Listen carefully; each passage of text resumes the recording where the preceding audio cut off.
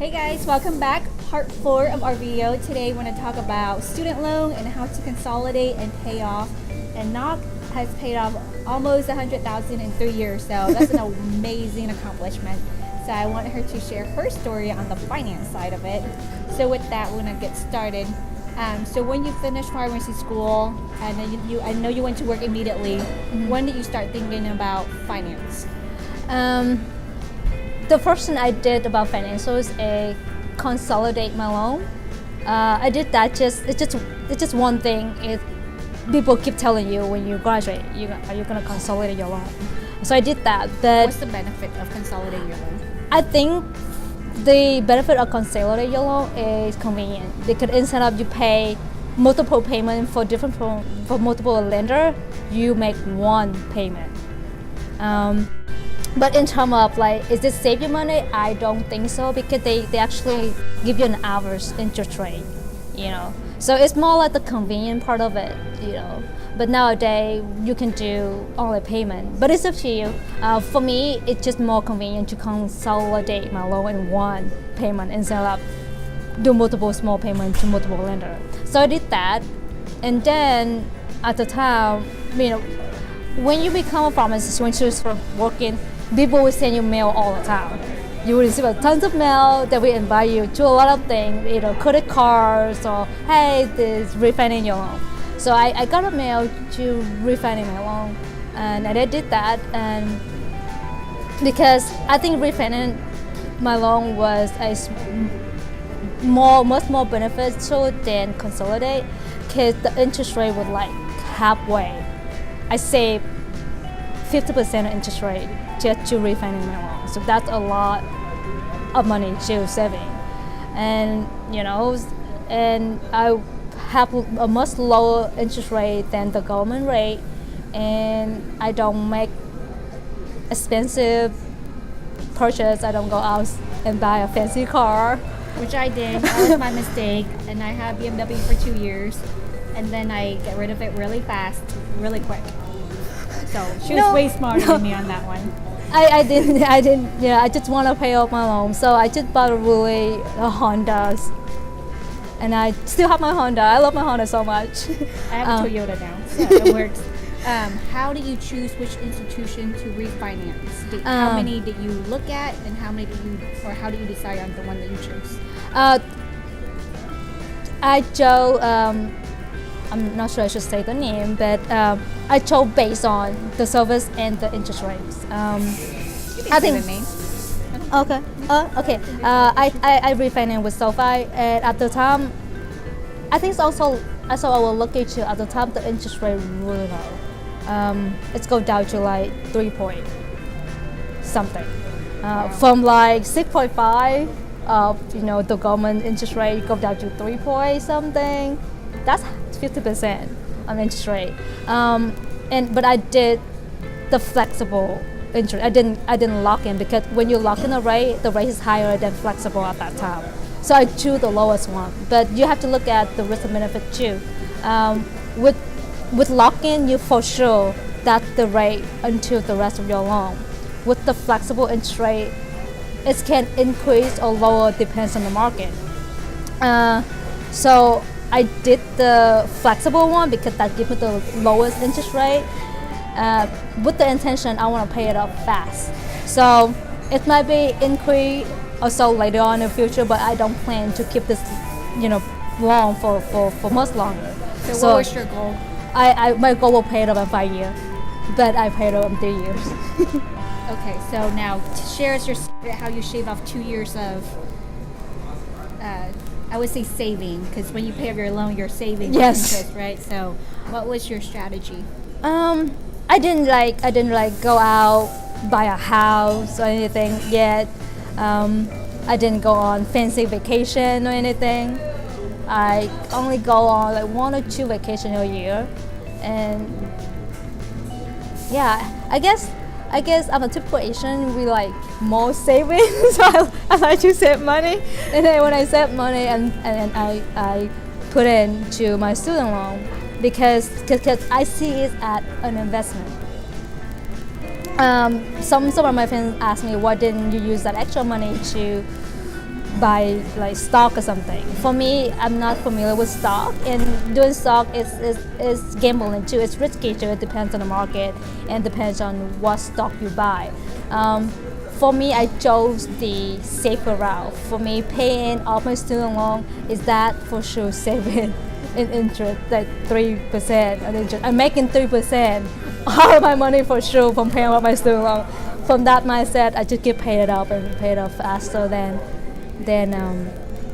I planned it. And at the time, the interest rate keep going up as well. So when I took flexible, so the interest rate they recalculate. I think every 3 months they recalculate. It's keep going up. It's like okay, it's a good time for me to like start putting more money into this and pay it off. So how much of your salary did you dedicate to your loan? I would say 10 to 15%. Yeah, the good job. Because I don't have any other obligation. I don't have a family yet. I mean, it's different for different people. Like if you have a family, have kids, it's a different story. It might not work for you. But I am single. I don't have any obligation beside myself.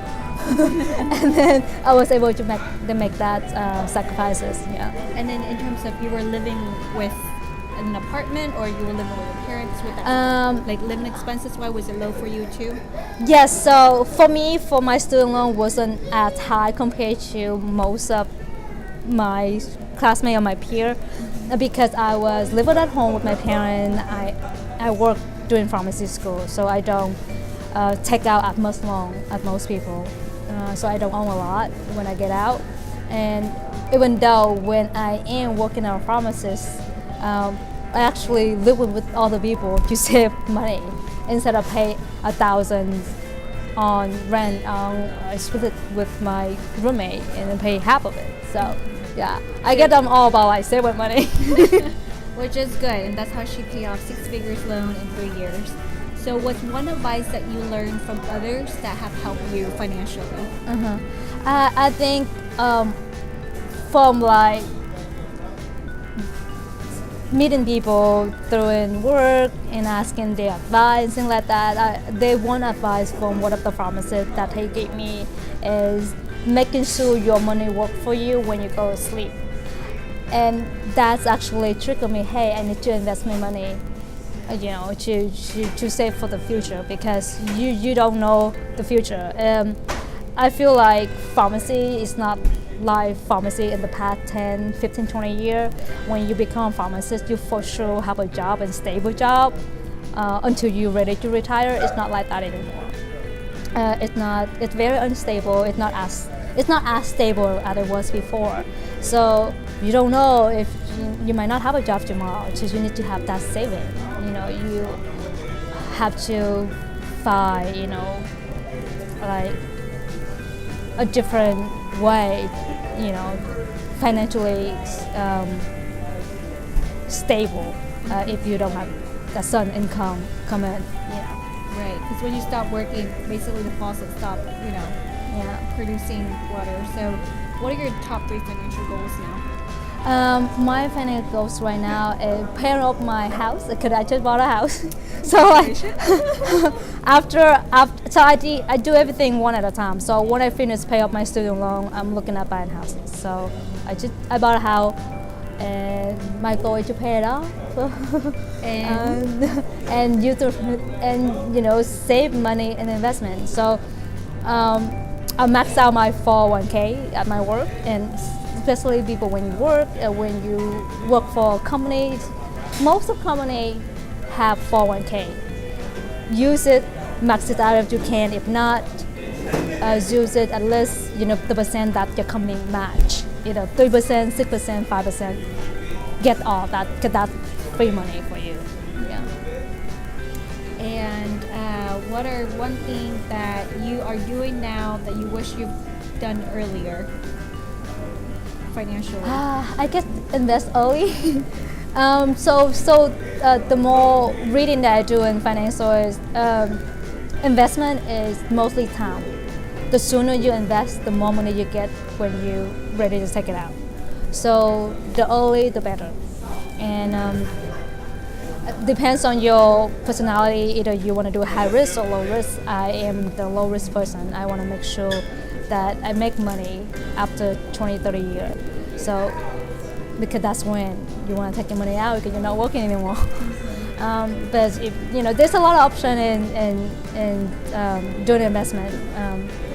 There are different risks, different benefits, and it's just, I think you have to do your self reading and research to figure out who you are in terms of investment. The option out there, you can just Google it. There's tons. If you have your bank, you can just ask your banker. They have tons of option on, investment as well. You will start from there as well. Yeah. But everybody wants your money. It's how you want your money to be spent. So that's what I always think about. So, what last question, and then we'll wrap it up. But are you using a financial advisors? No, I don't. Okay. I don't. I just have friends that we talk about financial stuff. I mean, we do meet up, talk about work, life, and financial stuff. I do have friends that I can ask for financial advice, but good out there. But it also depends on you too. I mean, there's a lot of advice that you can just figure out from doing research online as well. Yeah. Yes. Yeah. So I don't have a financial advisor either, and just so you guys know, we are not financial experts. We are just sharing our stories and hope that will help you. Like I said, I don't have a financial advisor, but my husband is, I would say he's a more financial savvy, so I rely on him. Yeah. In addition, I do a lot of readings just to start out. So if you want to just get started, I would say the best time to think about finance is actually while you're in pharmacy school. Wow, that's way too early. Yes. At that time, I like, okay, how do I have enough money for this month? Yeah. I don't have extra money. So I always think about saving, but I'll put it in my bank, in my saving account, and that is not the right way of saving. That's true, yeah. So even investing as little as like $50 in a Roth IRA a month, that's doable, or like $25. It just out of sight, out of mind. So honestly, I didn't do that. Again, I didn't do that. I wish I did. I wish, yeah. I do like times is number one key in investment. Mm-hmm. Yeah. So while you're in pharmacy school or even in college, as early as that, it's a good way to start. I didn't have a financial advisor, but your work company, there might be, if you're in a big company, they have like financial entities that they collaborate with. So that'd be a good starting point. But just know that when you work with those financial advisors, they're gonna gear towards their products, right? And like getting you to invest in the 401k and in their products, and nothing else outside of that. So if you want someone who independently want to give you kind of fair assessment of your financial and giving you recommendations, a financial advisor, independent financial advisor would be recommended. For me right now, I just want to learn on my own, and there are a lot of books out there. One thing is one from Robert Kiyosaki. He's really good in terms of Rich Dad Poor Dad. Just give me a reference of what that looks like. So that's what I start doing, a lot of readings and self-learning. But the biggest thing is just start thinking about it and start saving and investing. And the biggest thing is, if your company gives you free money, take it. So I hope you guys find this helpful. For those that have other experience with your finance journey, please post your comments. Any questions, post the comments below as well. And hasta luego.